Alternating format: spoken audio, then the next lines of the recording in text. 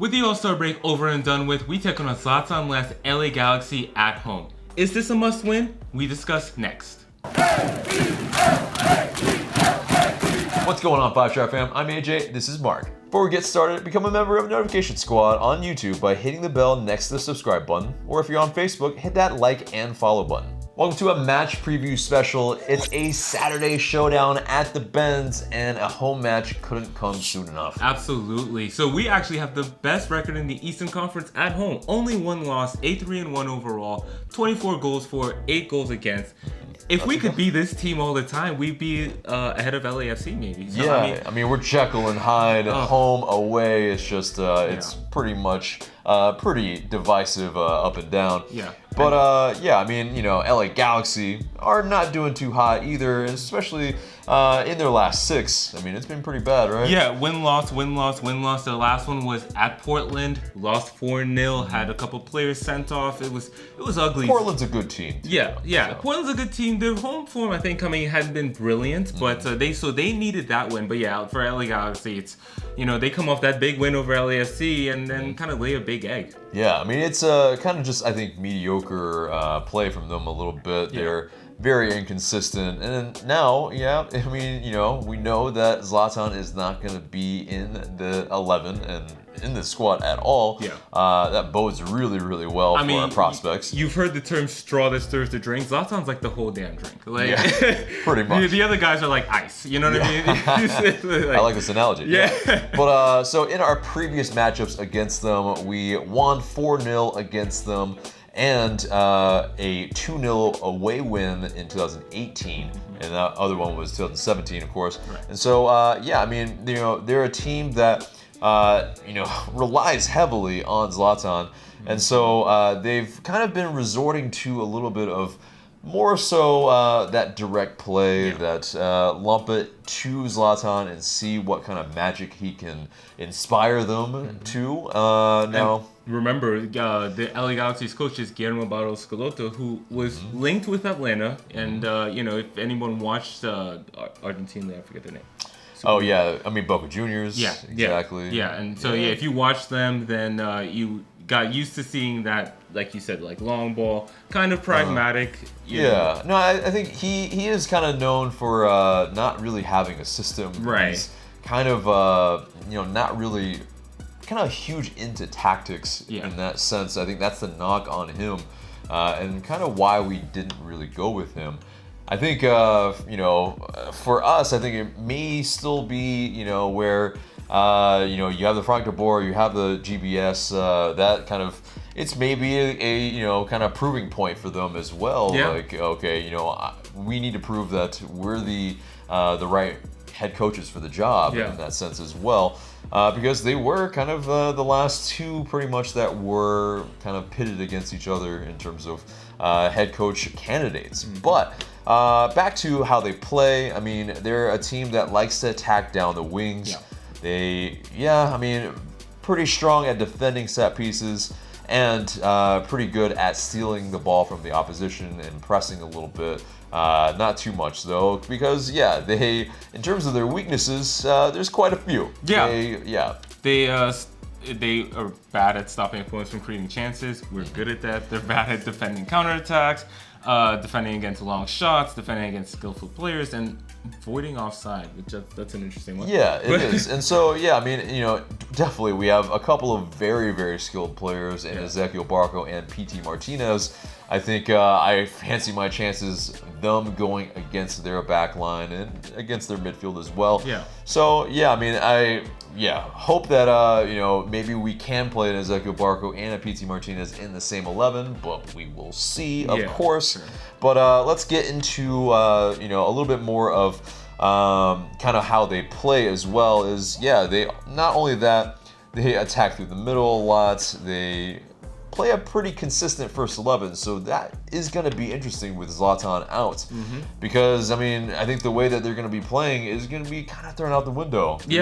They don't have that person to lump it up to, or like that source to create it. I mean, like Zlatan really does everything for them, and then everyone else just kind of does a role to, you know, varying success. I mean, they're not a consistent team as we talked about. So, it's gonna be interesting to see what they do. They have good players. They have Legit. They have Dos Santos. You know what I mean? So like they should still put up a fight, I think. But in terms of going forward, I just don't know what they have to offer. Yeah, well, we'll find out, of course. But in terms of, let's get into some of the match facts.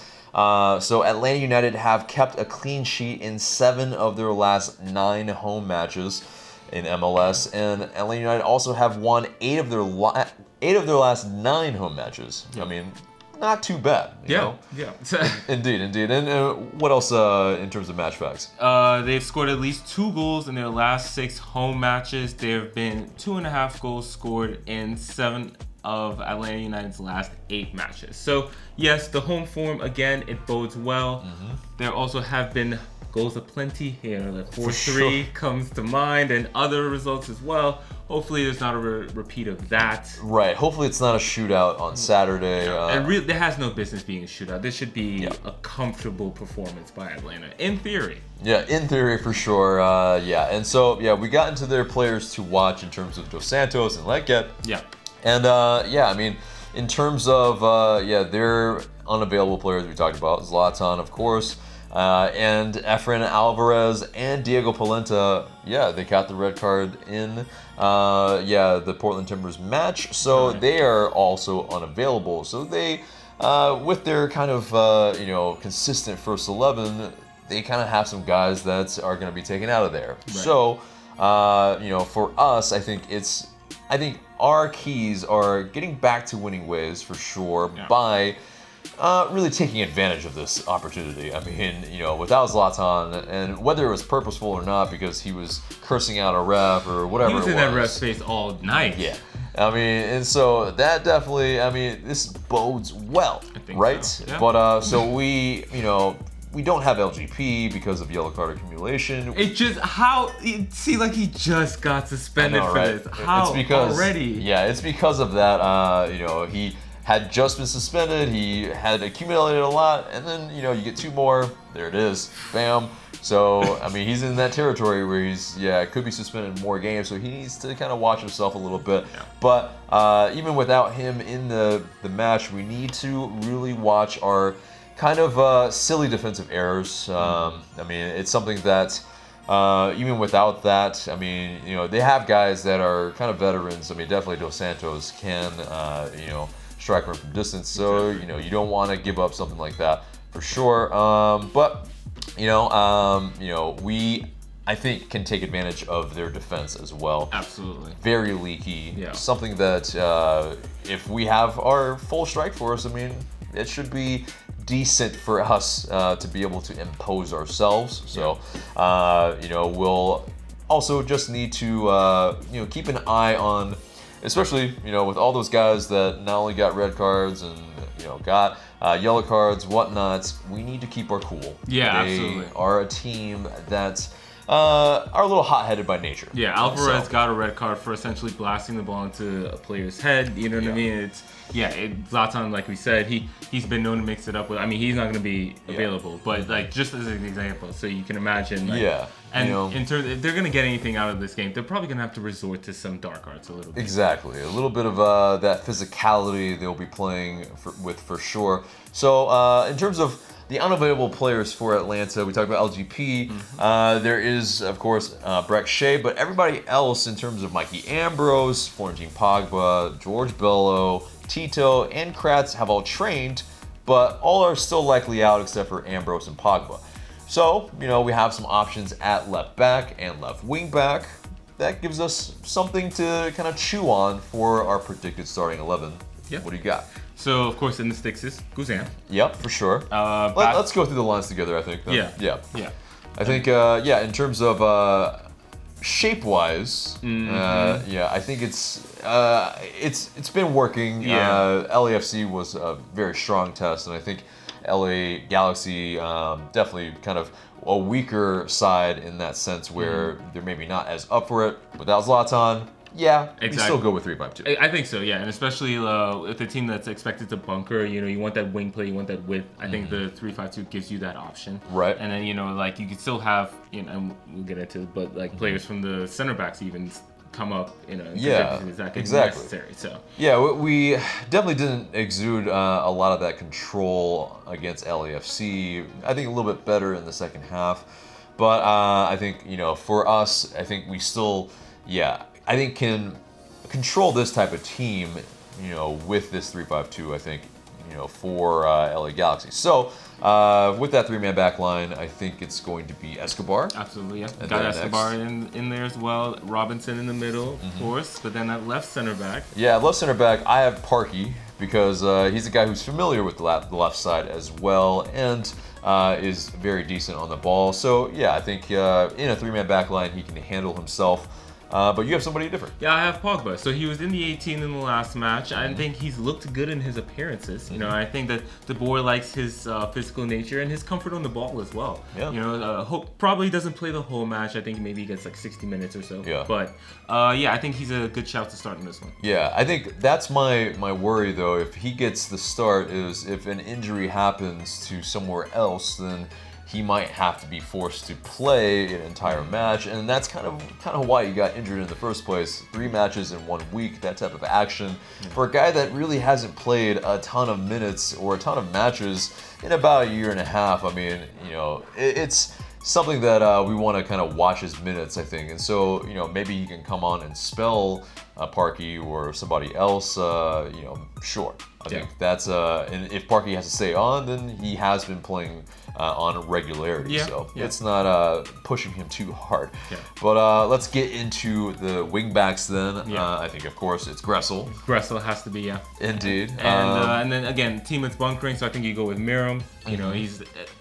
Like, the left wing back role right now is not ideal, I think, and that's the... It's by committee, pretty much, at this point. So, I think he's offering the most going forward in that sense, with the most end product. So somebody that I think kind of has played the left wing back to, I think, a kind of solid performance on most times. And so also then, I think for me, I think we have the same one. Yeah. Remedi and Nagby in the middle. The pivots back. They should have decent rest. So I think. Not really a pivot because they're actually playing a little bit more, not as defensive midfielders, but more as like central midfielders in a 3-5-2. Right. But in terms of, they need to be able to lock it down because they were kind of overrun at last match. But I think understandably so. Yeah. I mean, anytime you have to deal with LAFC's midfield, it's absolutely difficult. But, the onus still is on them to kind of control this match a little bit.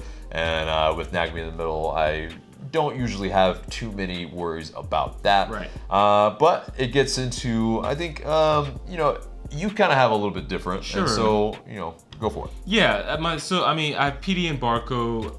I guess initially lining up behind Joseph. I really think that they're going to play free roles, though. And I want to see, I really hope they start. And because I want to see them play together. I think they need to play together to develop that chemistry. And I think that could be really good. And I think that, the 3 of them at the top of a 3 center back formation with wing backs, I think it could work. Yeah, I definitely think it can. So, I think there'll be times when PD... drifts is on the right and drifts in, I think, or drifts up and with Joseph. I think there'll be times when Barco's at the 10 or on the left or even in the midfield. I think those 3 players should have a pretty free role, I think. Yeah. I think for me, Barco kind of starts in more of that 10 role for sure and has that work rate to kind of drop back and, if he really needs to. But I think more so he's about giving that energy, pressing-wise and all that. In terms of, tackling and whatnot, he's not exactly, someone you look to. Not a Miguel Almiron. Yeah. But I think, can expect him to give that energy and at least... if LA Galaxy has any inclination to try to possess the ball, then, Barco can trigger that press. We've talked about their backline. I mean, it's suspect. I think we should be putting pressure on them. And I think, I think they can leak goals for sure. Yeah, indeed. And so, for me, it's kind of PT in that second striker role or that free role as well, so that, he can drift wherever he wants and, create some chances for Joseph, for Barco, and Joseph, of course, up top. And so, of course, the All-Star game is happening while we're recording this. And so this is all in kind of good faith that they have not been injured. because if that happened, then it kind of becomes a little moot. Yeah. But either way, though. Speak no evil. Yeah, speaking no evil.